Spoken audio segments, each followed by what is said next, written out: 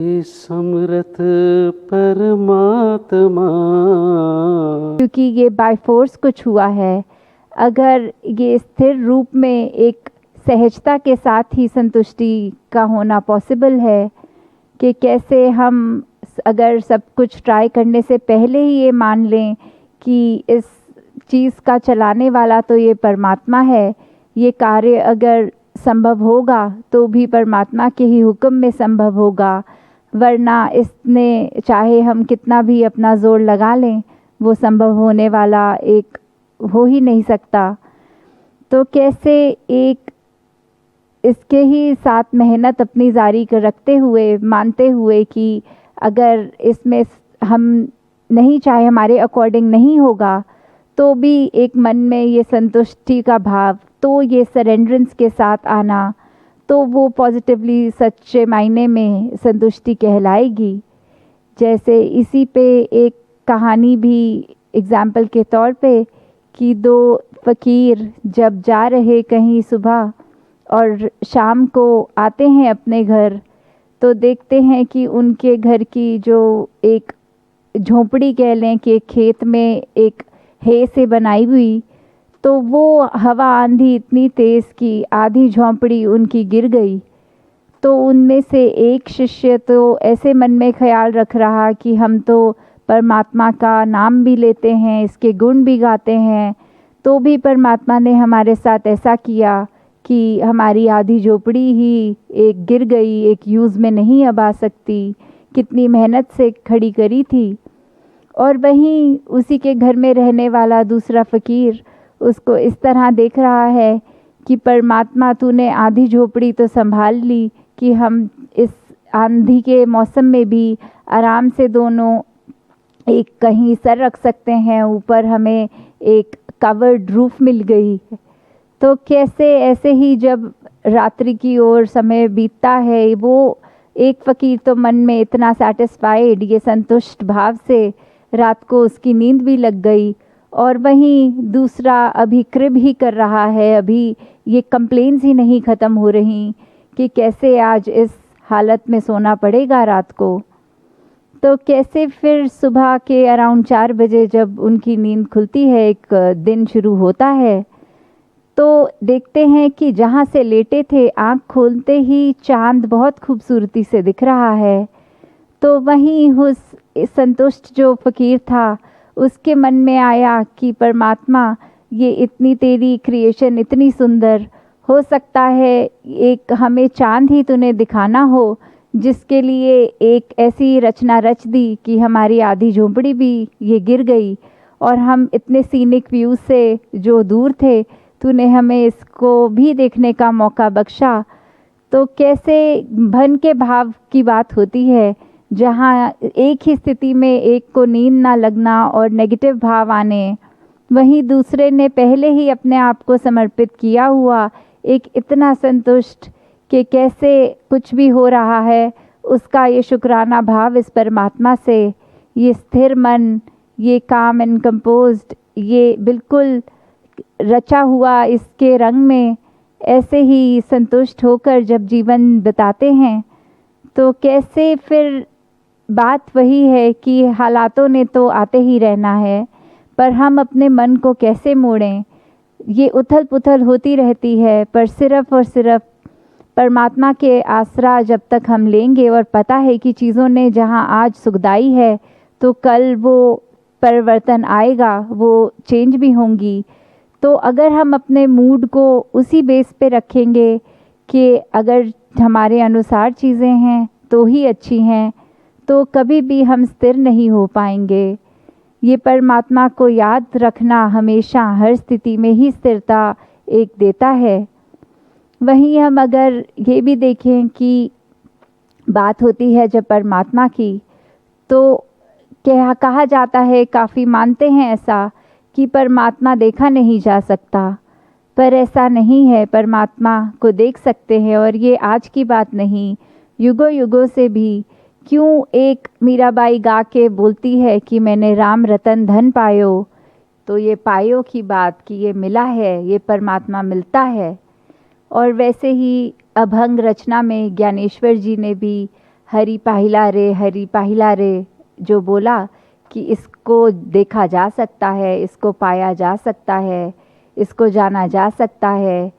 तो उसी परमात्मा को अगर हम ऐसे देखें कि ये उसी परमात्मा नहीं, ये इसी परमात्मा है, जहाँ ये हमारी आँखों के रूबरू है, सामने है, बिल्कुल देखा जाया जा सकता है और पाया जा सकता है। एक इस हरि को जब तक हम कैसे मान लें कि वो एग्जिस्ट करता है, तो उसको रूबरू देखकर, फिर उसका बन के, उसका हर एक में उसको देखकर, फिर एक हरि को जो पा लिया, तो फिर वो ऐसा धन है जो राम रतन धन है कि इतना जो कभी घटेगा नहीं ऐसा धन। हमेशा हम हर पल में इसका प्रयोग करेंगे, इसको याद रखेंगे, तो जीवन ने सफल होना ही है। और जहाँ ये डे टू डे ये इंद्रियों की भी हमारी बात आती है कि 5 सेंसेस कैसे हमारे हर मिनट अपने आप को परसीव करने के लिए कुछ भी आसपास हो, तो इसी के योगदान से हम एक स्थिति को महसूस उस तरह कर सकते हैं। तो उस पे भी एक बात कि कैसे एक मक्खी का अगर हम देखें, तो मक्खी एक हमेशा व्याकुल सी ही दिखती है, कभी एक तरफ बैठती है, फिर उड़ के आके एक अपना राग गा के दूसरे पे चीज़ पे बैठ गई। और वहीं अगर एक हाथी को देखा जाए, तो उसको भी एक मस्त हाथी भी बोला जाता है कि अपने काम में जो कर रहा है वैसा ही कर रहा है। तो उसी पे एक कहानी ऐसी कि एक हाथी अपने आराम से पत्ते खा रहा है, पेड़ से केले निकाल के खा रहा है, वहीं एक मक्खी भिन भिन आती हुई उसके पास जब आई, तो उसने आराम से कान हिला के वो मक्खी को उड़ा भी दिया और अपने खाना जैसा खा रहा था वो खाता चला गया। जब ऐसा बार बार हुआ, तो वो हाथी ने देखा कि ये मक्खी इतनी बेचैन क्यों हो रही है, तो उससे पूछा कि ऐसा आपको क्या हो रहा है जो आप आराम से स्थिर नहीं हो पा रहे हैं। तो वही मक्खी कहती है कि मेरे को कुछ भी चीज़ दिख जाती है, कुछ सूंघ लेती हूँ, कुछ ऐसा कुछ भी विजन के आगे मेरे आता है, तो मेरा ये जो सारी इंद्रियां हैं ये मेरी अटेंशन एक काम पे नहीं रहने देती। मैं सूंघ कर कुछ कहीं पहुंच जाती हूँ, कुछ नया देख के वहाँ उड़ाती हूँ, तो मैं अपनी इंद्रियों के काबू में हूँ।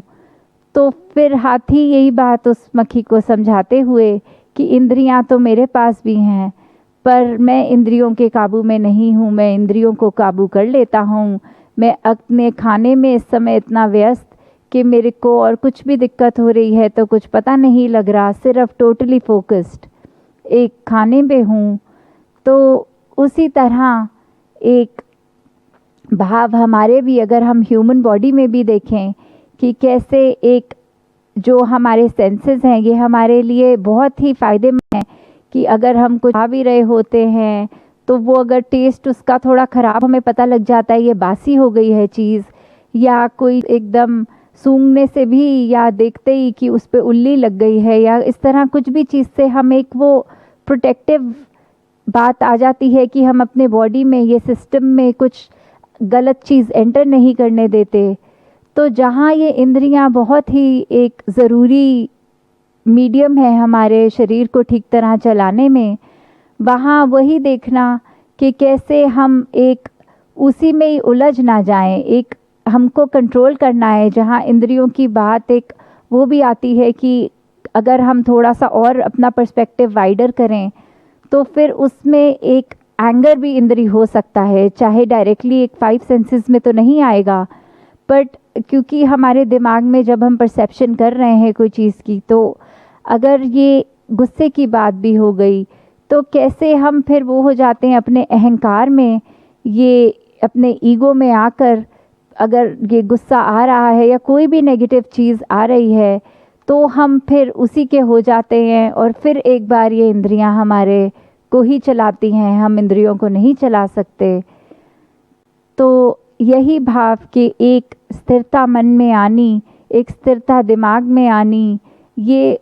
फिर वही कनेक्शन इस परमात्मा का अगर है, तो कैसे भी हालात से हम एक सहज भाव, एक सहज रूप में अपना जीवन जीते चले जाएंगे। और उसी तरह फिर इसी के रंग में रंग कर हम एक अपने जीवन को जहाँ सुखमय कर लेंगे कि एक हर स्थिति में परमात्मा का ही करता है, हम करता कुछ नहीं है, वो मान लेंगे, तो बहुत ही एक आराम से एक ये जीवन का हम यापन कर सकेंगे। तो दातार कृपा करे कि एक परमात्मा को ही आधार मानते हुए जहाँ सेवा, सत्संग, सुमिरन ये करते चले जाएं, उससे फ़ायदा सिर्फ हमारा ही है, क्योंकि जब सेवा करेंगे तो भी वो मन से चीज़ शुरू हुई कि हमने एक अपने आप से निकलना है, एक हम किसी के लिए कुछ करने के लिए वो सेवा भाव रखें, और सुमिरन सिर्फ अपने इंटरनल एक अपने आप को बैलेंस रखने के लिए कि ये परमात्मा याद रहे, तो वो सिमरन का एक योगदान उस तरह। और जहाँ सत्संग की बात है तो वो एक सत्संग जब हम जाते हैं तो ये लाइक माइंडेडनेस जो बात आती है कि सभी पॉजिटिव होंगे और सभी इसी परमात्मा की बात करेंगे और उनकी ज़िंदगी से भी हम देख सकते हैं, शिक्षा ले सकते हैं, तो कैसे हमारा खुद का विश्वास और पक्का होता जाता है। तो एक दूसरे से ही सीखकर इस परमात्मा को याद रखकर अपने जीवन को हर एक आगे से आगे बढ़ाता जाए। तो यही एक अरदास परमात्मा से कि भक्ति हर एक के जीवन में आए, हर कोई एक भक्ति के मार्ग पर ही चलता रहे और कैसे अपने आप से उठ के पूरी ह्यूमैनिटी के लिए ही एक अपने आप को वरदान रूप रखे, हर एक के लिए अपने आप को बिल्कुल अर्पण उस तरह करें कि अहंकार ना हो, ये बिल्कुल मन एक समर्पित भाव रूप से अपने आप को अर्पित रखकर मन को ही हर एक के लिए अपने आप हमेशा 24/7 ये एक योगदान रूप हो सके। तो हर एक के लिए जहाँ यही कामना कि परमात्मा तो हमेशा आशीर्वाद रूप दे ही रहा है, अब हम अपनी झोली में ये आशीर्वाद को किस तरह लें वो हम पे है कि मिलना तो हर कुछ अच्छा ही है, पर जब मिल जाता है तो हम उसको पॉजिटिवली ही लें, तो वही सच्चा आशीर्वाद है कि कैसे ये ब्रह्म ज्ञान तो सभी को एक जैसा मिला है, फिर उसमें से ही हमने अगर एक हमारा मन हमें दूसरी डायरेक्शन में लेके जा रहा है तो हमने ही एनालाइज करना है कि ये ब्रह्म ज्ञान टिका है कि नहीं टिका। तो ये जैसे परमात्मा ने सभी को सब बराबर मन में एक सेटिस्फैक्शन, एक स्थिरता, एक संतुष्टि का भाव बख्शा, पर वो बात हमारे ही चेतनता, विवेक और हमारे अंदर सरेंडरेंस भावना वो एक आनी, तो उसी टिका है कि दातार को याद रखें और इसके शुक्राने भाव में हमेशा रहें। साथ संगत जी, हन्नंकार जी, साथ संगत जी, अब हम सभी सद्गुरु की रहमतों